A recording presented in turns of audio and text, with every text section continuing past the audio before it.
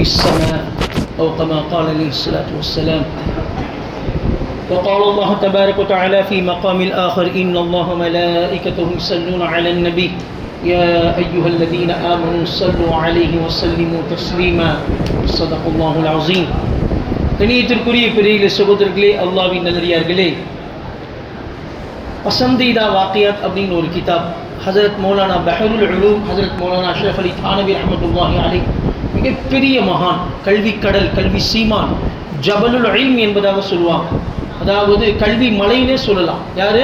ஹஜரத் மௌலானா இமாம் அஷ்ரஃப் அலி தானவி ரஹ்மத்துல்லாஹி அலைஹி.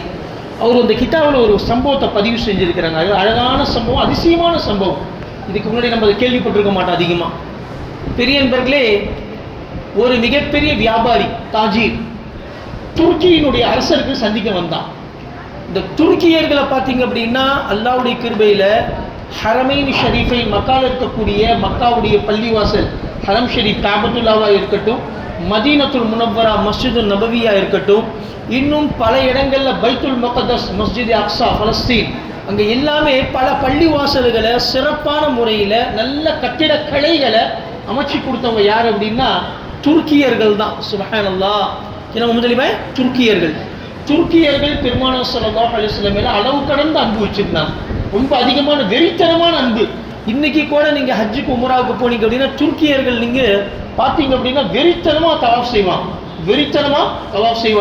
பெரிய வயசானவங்க 80 வயசு ஆளா இருக்கும், ஆனா தவாஃப் நம்மளால முடியாது. அவ்வளோ சர்வசாதாரணமா சுத்துவான். யாரு? துருக்கியர்கள். அவ்வளவு ஒரு ரஹ்பத், ஆர்வமா இபாதத்து செய்யக்கூடியவர்கள்.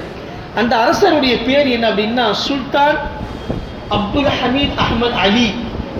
மிகப்பெரிய அரசர் மட்டும் இல்லாம அவர் மிகப்பெரிய ஒரு இன்ஜினியர். யாரு?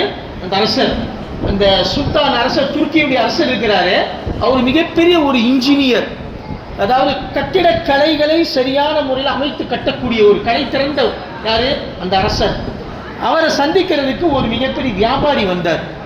அவர் யதார்த்தமா பாதையில வந்தார். இவரை சந்திச்சு அவர்கிட்ட கேட்கிறாரு, நான் வியாபாரம் செஞ்சுட்டு இருக்கேங்க, இந்த வியாபாரத்துல பயங்கரமான நஷ்டம் ஆயிடுச்சு, கவனமா கேட்கணும், பலத்த நஷ்டம் ஆயிடுச்சு, என்கிட்ட இப்ப எதுவுமே இல்லை, கையில காசு இல்லை, ரொம்ப சிரமப்பட்டு இருக்கிறேன், நீங்க அரசர் ஏதாவது கொஞ்சம் உதவி செய்யுங்களேன் அப்படின்னு கேட்கிறாரு. அவர் அரசர் அர்ஜென்ட்ல இருந்தாரு, வழியில இருக்கிறாரு, இங்கே வெளியில போகக்கூடியவரா இருக்கிறாரு. சரி, நீங்க இன்ஷா அல்லாஹ் நாளைக்கு வாங்க, என்னுடைய தர்பாருக்கு நாங்கள் பேசிக்கலாம் அப்படின்னு சொல்லிட்டு போயிட்டார். அவர் கிட்டத்தட்ட ஒரு வாரமா முயற்சி செய்யறாரு, அரசரை சந்திக்கவே முடியல, அப்பாயின்மெண்ட் கிடைக்கல. அரசரை சந்திக்கணும் சாதாரணமாக கிடைச்சிட முடியுமாஜி? அது துருக்கியினுடைய அரசர் அவரு. இப்ப அல்லாஹ்வுடைய கிருபையில என்னென்னமோ முயற்சி பண்றாங்க, ஒன்றும் முடியல. கடைசியில ரொம்ப சிரமப்பட்டு அல்லாஹ்வுடைய கிருபையில என்ன செய்யறாரு? சந்திக்கிறார். சந்திக்கும் சமயத்தில் அல்லாஹ்வுடைய கிருபையில அதுக்கு முன்னாடி ஒரு பெரிய சம்பவம் நடக்குது. என்ன அப்படின்னா, இவர் இந்த 8 நாளா அவரை சந்திக்கிறதுக்கு ரொம்ப முயற்சி பண்ணாரு, சந்திக்க முடியல. 8வது நாள் தூங்குறாரு. யாரு? அந்த வியாபாரி. நஷ்டப்பட்டு இருக்காரு பார்த்தீங்கன்னா, அவர் தூங்குறாரு. தூங்கிட்டு இருக்கும்போது கனவுல பெருமானார் ஸல்லல்லாஹு அலைஹி வஸல்லம் வரார். அல்லாஹ் அக்பர். கனவுல பெருமானார் ஸல்லல்லாஹு அலைஹி வஸல்லம் வரார். இது எல்லாம் உண்மையான சம்பவம், கட்டுக்கதைகள் கிடையாது. இமாம் அஷ்ரஃப் அலி தானவி ரஹ்மத்துல்லாஹி அலைஹி பசந்தீதா வாக்கியாத் கிதாப்ல பதிவு செய்கிறார். உண்மையான சம்பவங்கள் இதெல்லாம்.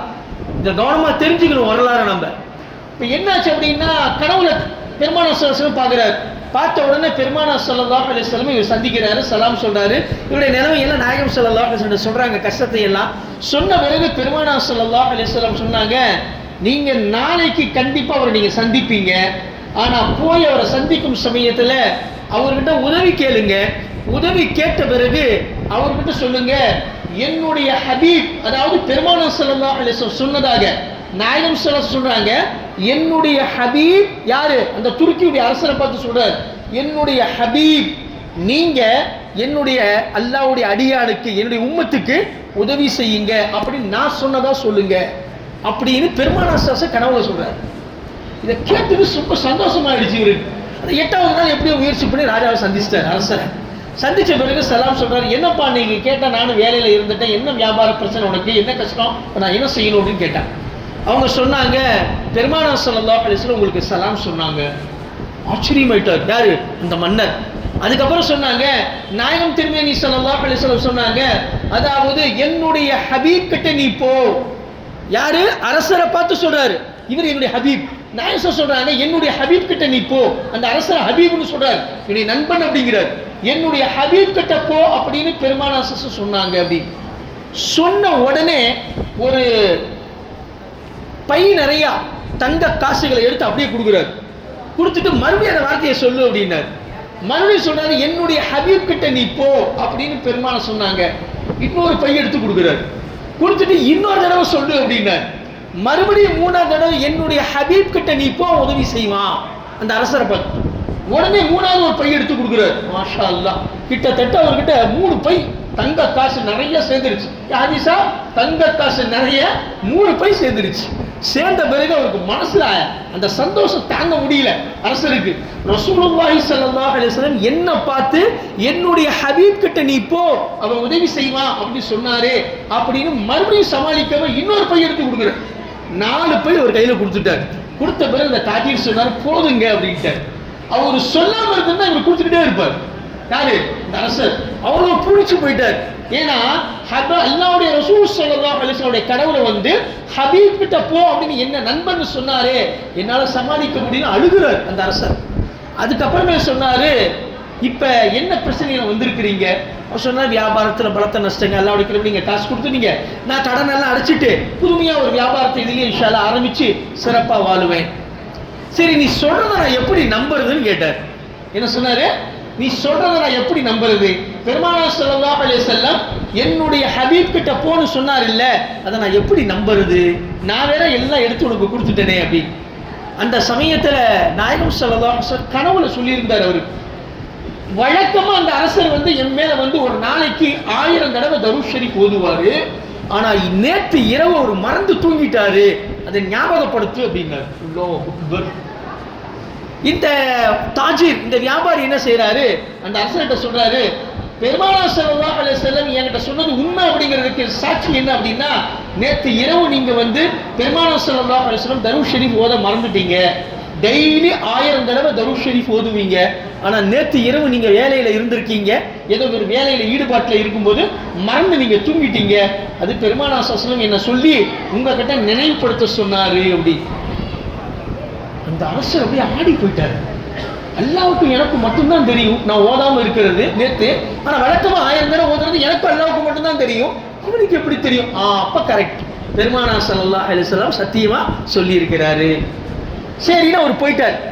போன பிறகு அந்த வசீருக்கு பார்த்தீங்கன்னா மந்திரி ஒரு பக்கத்துல நின்று சொன்னாரு, ஏங்க ஒரு சாதாரண ஒரு மனிதர் ஒரு கடனாளி ஒரு வியாபாரம் செஞ்சு நஷ்டமாச்சு, அவர் உங்கள்கிட்ட வந்து கேட்டிருக்கிறாரு, நீங்களும் கஜானால இருந்து அள்ளி அள்ளி 4 பை கொடுத்துட்டீங்க, எதுக்கு அரசரை இவ்வளவு கொடுத்தீங்க அப்படி சொன்னாரு.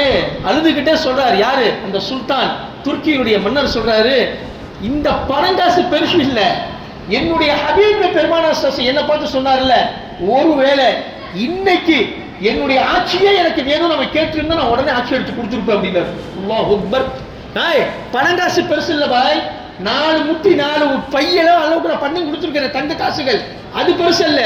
இன்னைக்கு ஒருவேளை அந்த ஆள் அந்த கடனாளி என்கிட்ட வந்து உங்க ஆட்சியே எனக்கு வேணும் அப்படின்னு சொல்லி இருந்தா கண்டிப்பாக என்னுடைய ரசூல் ஸல்லல்லாஹு அலைஹி வஸல்லம் அவர்களுக்காக வேண்டி நான் என்னுடைய ஆட்சியை அவருக்கு கொடுத்துருப்பேன் அப்படின்னு அந்த அரசர் சொல்றாரு.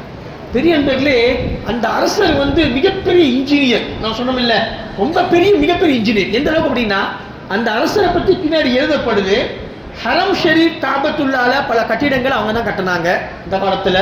அதே மாதிரி மஸ்ஜிது நபவியுடைய கட்டிடங்கள் அவங்க தான் கட்டினாங்க. இதுல இந்த குப்பத்துல் ஹஸரான் ஒன்று இருக்கு பார்த்தீங்கன்னா, ஹதீஸா, பச்சை நிற கோபுரம்.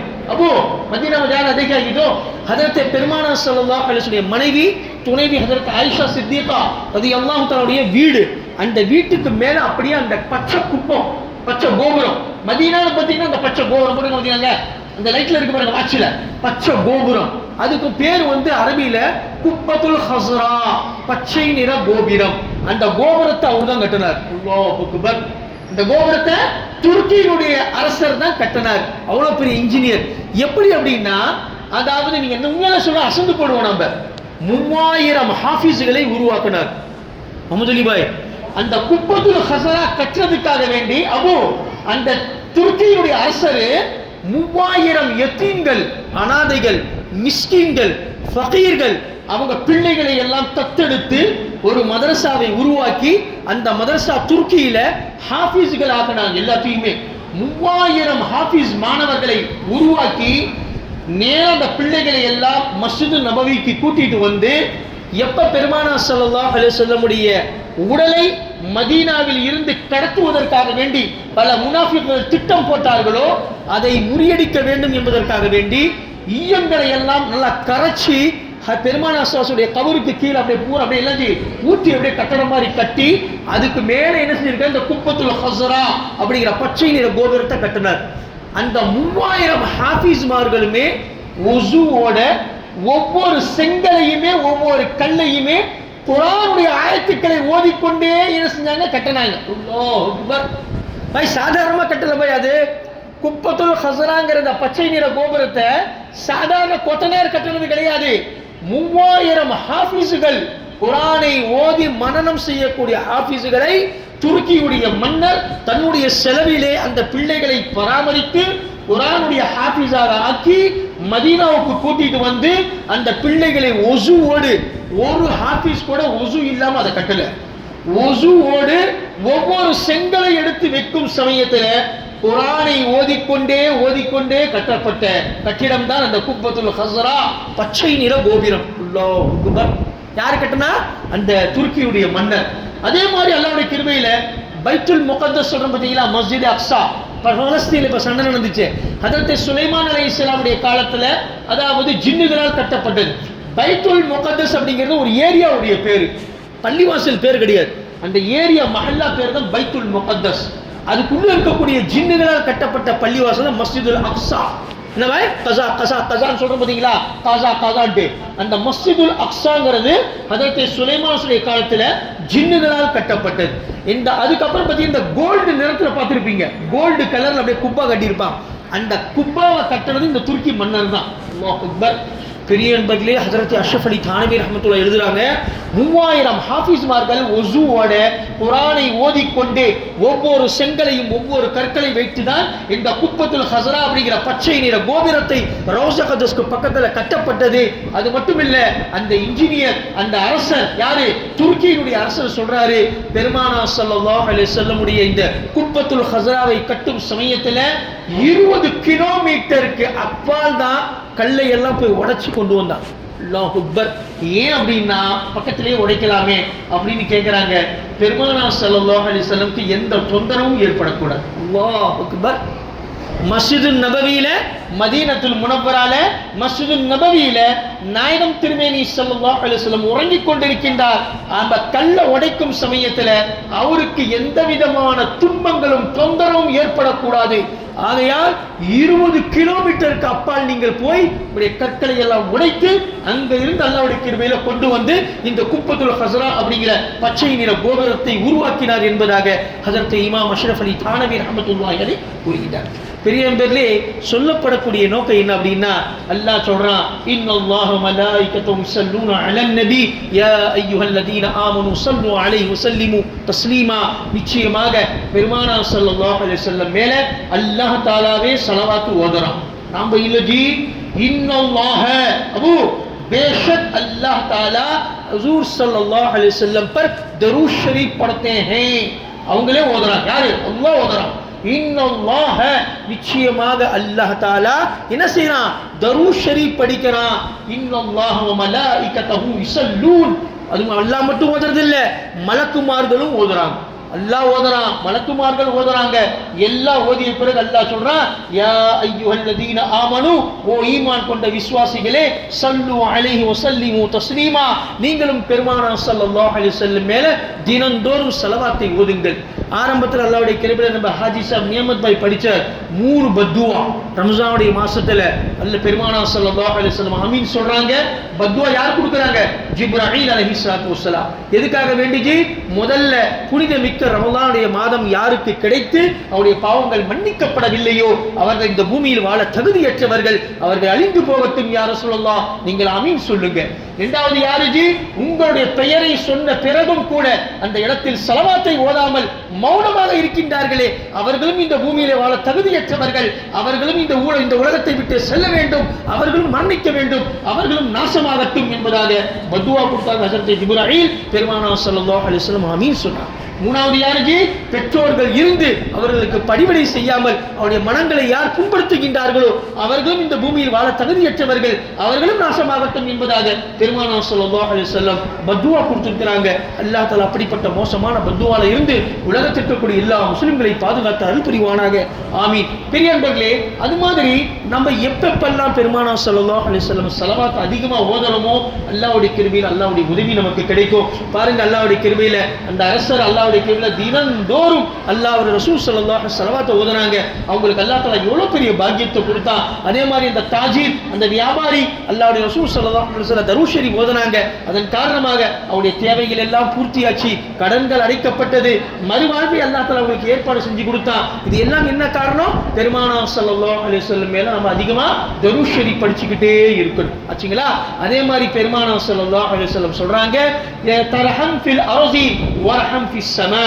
உலகத்தில் இருக்கக்கூடிய பூமியில் வாழக்கூடிய மக்களின் மீது யார் இரக்கம் காட்டுகின்றார்களோ, கருணை காட்டுகின்றார்களோ, தன்னால் முடிஞ்ச அளவுக்கு தான் சக்தியை போன்று வர்ஹம் ஃபிஸ் ஸமா, வானத்தில் இருக்கக்கூடிய இறைச்சகன் உங்களின் மீது கருணை காட்டுவான் என்பதாக பெருமானார் ஸல்லல்லாஹு அலைஹி வஸல்லம் சொல்றாங்க. ஆக பெரியவர்களே, கஷ்டம்னு யாருக்கா நம்மகிட்ட கேட்டாங்க அப்படின்னா நம்ம கஷ்டப்பட்டு இல்லை, நம்மனால எவ்வளவு முடியுதோ, ஆனா 10 ரூபா பாய் பெரிய விஷயம் கிடையாது. நம்ம எவ்வளவோ சம்பாதிக்கிறோம், எவ்வளவு வீண்வரையை செய்யறோம், ஒரு 10 ரூபா 50 ரூபா 100 ரூபா நம்மனால முடிஞ்ச அளவுக்கு இல்லாதப்பட்ட ஏழைகளுக்கு நம்ம உதவி செஞ்சோம் அப்படின்னா அல்லாஹ் தஆலா நமக்கு உதவி செய்வான் என்பதாக பெருமானார் ஸல்லல்லாஹு அலைஹி வஸல்லம் சொல்றாங்க. ஆக பெரியவர்களே, இந்த சம்பவத்தின் மூலமாக 2 விஷயம் தெரியுது.